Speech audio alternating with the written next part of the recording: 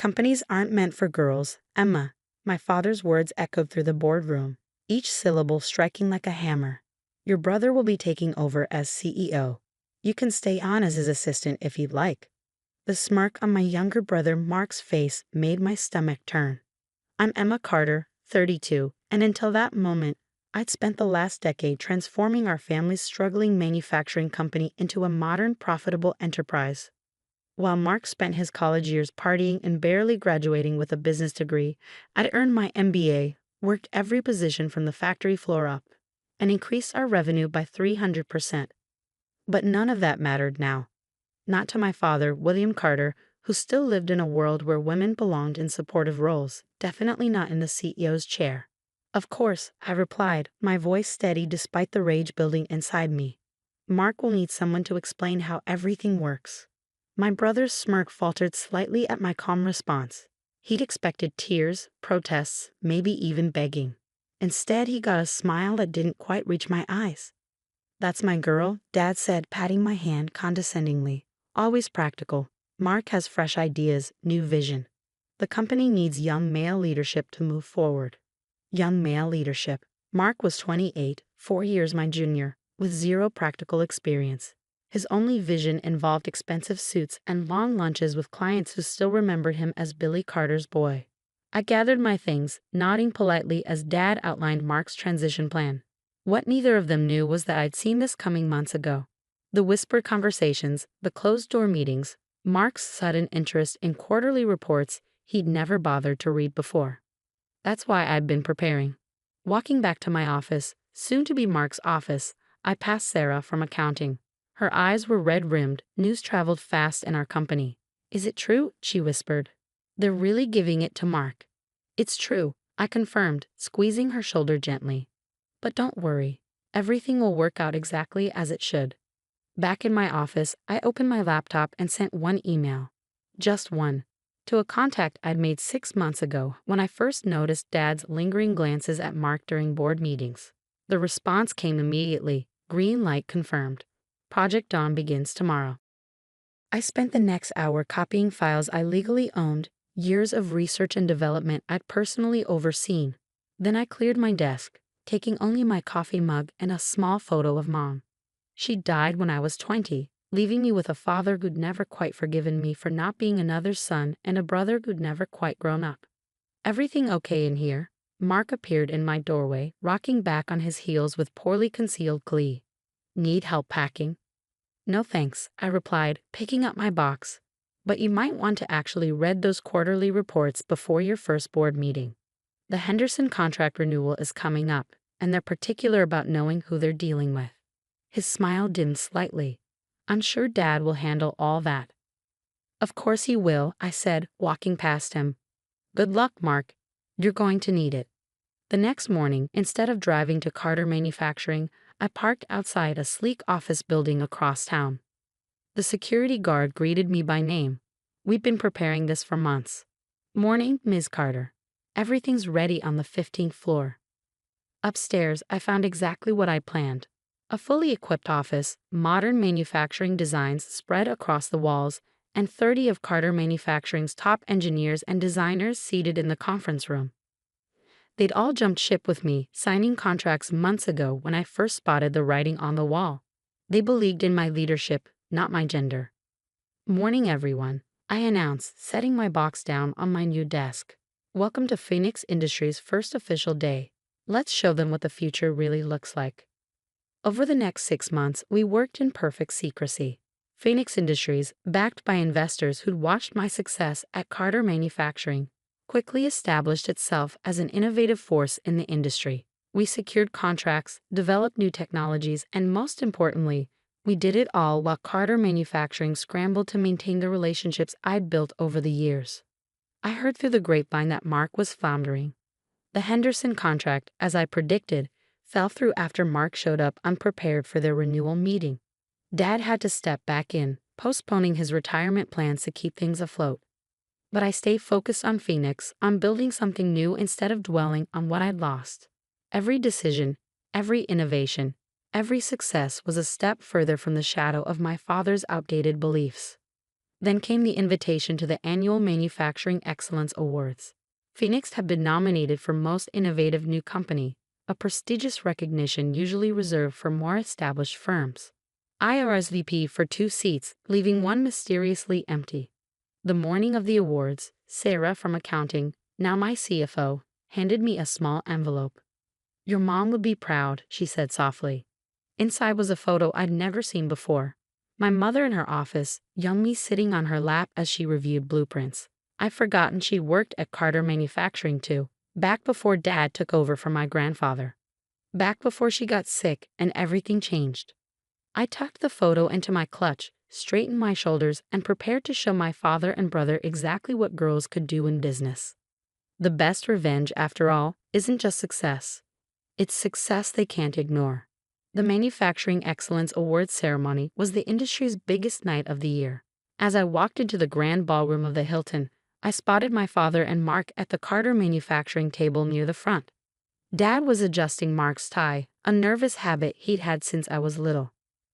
I chose a table on the opposite side, the empty seat beside me drawing curious glances. The program listed Phoenix Industries as a nominee for 2 categories: Most Innovative New Company and Best Sustainable Manufacturing Practices. Carter Manufacturing, for the first time in 15 years, wasn't nominated for anything. Emma Carter, a distinguished-looking man, approached our table. "James Henderson. I don't believe we've had the pleasure, though I certainly miss working with you." I stood, shaking his hand warmly. "Mr. Henderson, how's your daughter's soccer team doing? Still undefeated?" He beamed. "You remember. Yes, they're heading to state finals." Unlike some people, he glanced meaningfully toward the Carter table. "You always took the time to know your clients as people, not just contracts." From across the room, I could see Dad watching our interaction, his face growing increasingly pale as he recognized one of their biggest former clients chatting comfortably with me. The evening progressed with various awards and speeches. I noticed Mark checking his phone repeatedly, tugging at his collar. He'd never been good at handling pressure, preferring to coast on our family name. Then came the moment that changed everything. The president of the Manufacturing Association took the stage, holding the envelope for Most Innovative New Company. This year's winner has revolutionized sustainable manufacturing practices, introducing groundbreaking technologies that have already secured major international contracts. In just 6 months, they've accomplished what takes most companies years to achieve. The award goes to Phoenix Industries, led by CEO Emma Carter. The applause was deafening.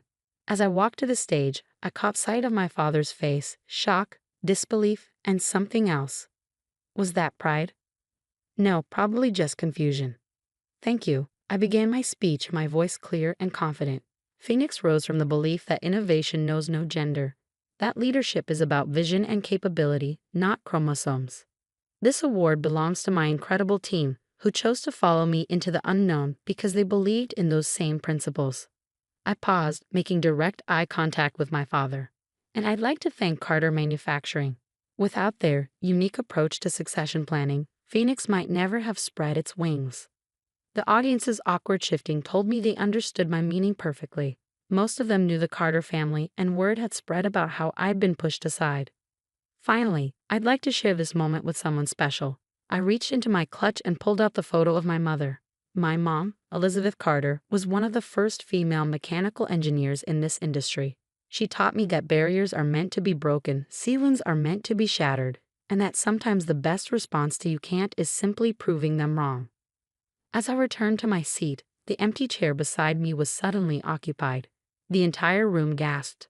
"Hope you saved me a seat, kiddo," said a familiar voice.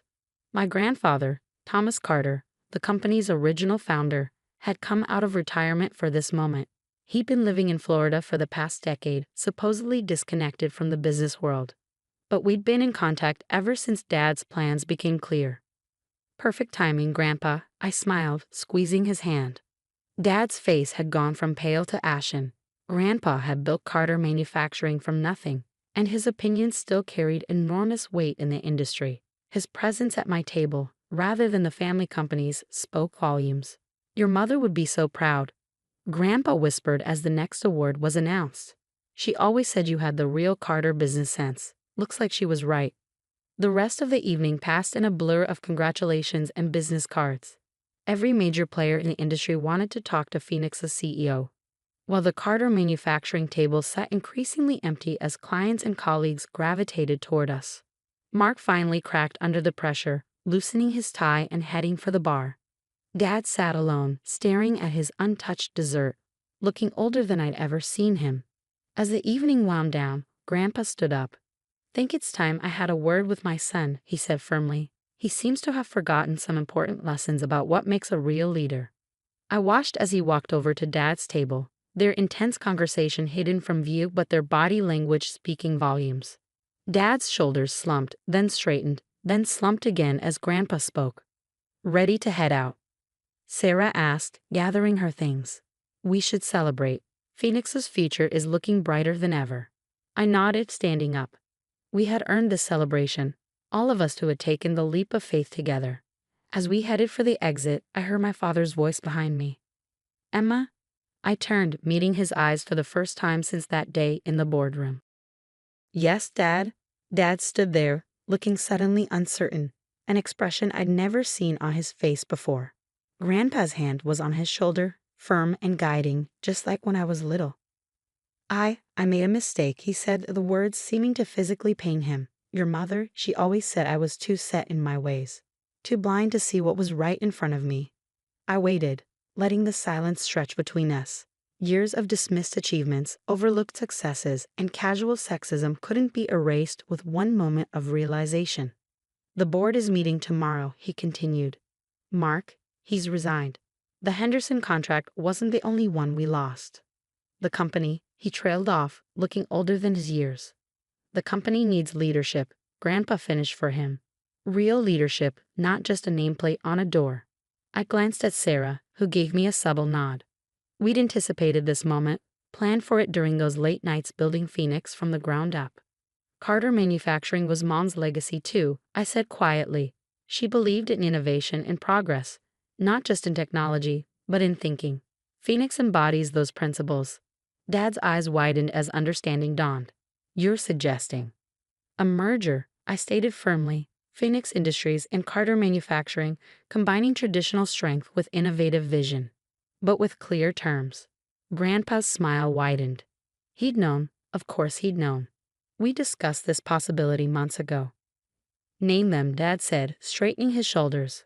"I remain CEO of the merged company. The board will be restructured to reflect modern corporate governance, and most importantly," I met his eyes steadily, "capability, not gender, will be the only criterion for advancement in our company." The next few weeks were a whirlwind of activity. The merger announcement sent shockwaves through the industry, with our stock prices soaring. Mark, surprisingly, seemed relieved. He took a position in sales, where his natural charm could shine without the burden of executive decisions. Dad, true to his word, stepped back into an advisory role. Every now and then, I catch him watching me in board meetings, a mixture of pride and regret in his eyes. We weren't perfect. Years of ingrained attitudes don't change overnight. But we were learning, growing, evolving. 3 months after the merger, I sat in what had once been my father's office, now mine, looking at 2 photographs on my desk. One was the picture of Mom and me reviewing blueprints. The other, more recent, showed the entire Phoenix team at the awards ceremony, Grandpa standing proudly beside me. A knock at my door interrupted my thoughts. It was Dad, holding a worn leather portfolio I'd never seen before. "Found this in your mother's old things," he said, placing it on my desk. "Thought you should have it." Inside were detailed notes and designs, Mom's vision for the company's future, written decades ago. Sustainable manufacturing processes, innovative management structures, even international expansion plans. She'd seen it all, long before anyone else. "She knew," Dad said softly. "She knew you'd be the one to make it happen." I was too stubborn to listen. I traced my fingers over my mother's handwriting, feeling a connection across time. "We can't change the past, Dad, but we can build a better future." He nodded, turning to leave, then paused. "The Henderson contract. Their daughter's soccer team has a big game this weekend. Thought you might want to know." I smiled. He was trying, in his own way. 1 year after the merger, we hosted a company-wide celebration. Carter Phoenix Industries had exceeded all projections, our innovative approaches setting new industry standards. The factory floor was transformed for the evening, strings of lights turning the industrial space into something magical.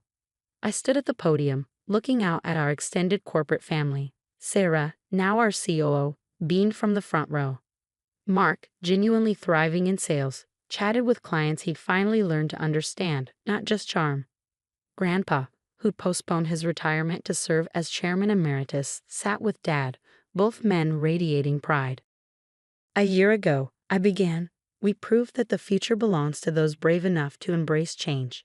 Carter Phoenix Industries isn't just about manufacturing excellence, it's about breaking barriers, challenging assumptions, and building something greater than ourselves. I raise my glass to my mother, Elizabeth Carter, who showed me that leadership knows no gender, to our amazing team who dared to spread their wings, and to the future we're building together. The applause was thunderous, but what meant most was the quiet moment afterward when Dad approached me, eyes glistening. "Your mother would be so proud," he said, hugging me for the first time in years. "And so am I." Later that evening, as the celebration continued around me, I slipped away to my office. The city lights twinkled below as I opened Mom's portfolio again. On the last page, in her elegant handwriting, was a quote she'd written. "The greatest revenge is not just success, but success that lifts others up with you."